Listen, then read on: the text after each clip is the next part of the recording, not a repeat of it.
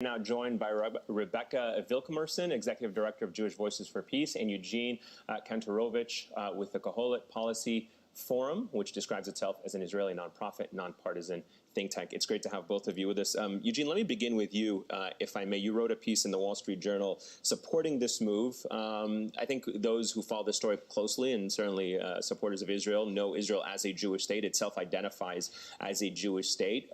Why codify this in law and risk the provocation that we're hearing from people and the widespread condemnation from all across the political spectrum?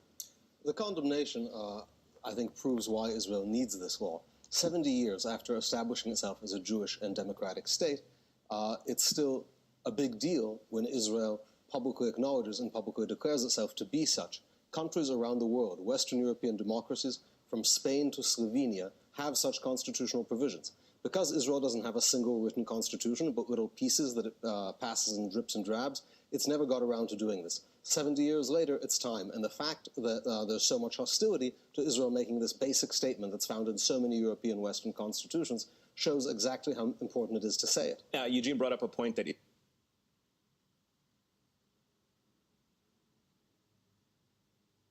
Israel historically has been Jewish and democratic.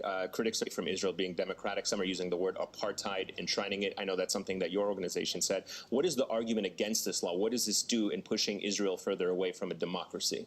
What this law really does is it enshrines racism and discrimination and, like you said, apartheid into the foundational constitutional law of the State of Israel. So that means that 20% of Israeli citizens who are not Jewish are being told, and the state is actually now obligated with this law, to treat them unequally. So there's absolutely no rights of unequal citizenship.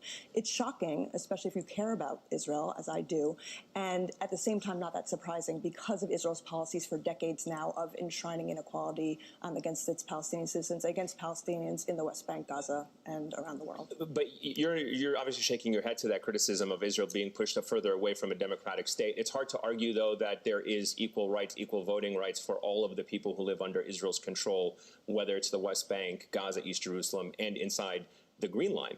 So this law does not apply to the West Bank, but inside the Green Line, in Israel, Arabs have a right to vote, Druze and Bedouin have a right to vote, and nothing in this law takes away any individual rights of any Israeli citizen or gives any extra rights to any individual citizen. It establishes an official language. Countries around the world have that. The Palestinians and the Egyptians have that. The Europeans have that. It establishes a national flag. It does not even establish a national religion, as so many Western European democracies and most Arab states have. So what is certainly Israel doesn't want to compare itself to Arab states, none of which are democratic. European democracies, let's say. So what are the specific points that in this law are going to create a two-tier system of citizenship that you are concerned about and, as you said, create discrimination? Right. Well, I think one thing that's important to say is one thing we've all learned, I think, again, during the Trump era, is that just because something's inscribed into law doesn't make it right and doesn't make it just. And so I think the most important provisions to think about are the fact that the law says that Jews have a unique right to self-determination under this law. And of course, in that land. Inside of Israel. And there's nothing wrong with self-determination for any people, including Jewish people. But when you say that Jews have a unique right, but you have a 20% minority that then has less rights, that's extremely problematic. The law also says that it promotes Jewish settlement. That means that settlements that are not Jewish, there are many, many areas in the north and south of Israel where there are concentrations of Palestinian citizens, they will not have the same resources, let's say not have the access to the same attention or resources that Jewish citizens will. So it really is, and the shifting of Arabic from being an official language to a non-official language basically tells the Palestinian minority that they, again, are second-class citizens in this country. I think that's wrong on all the points. Go ahead.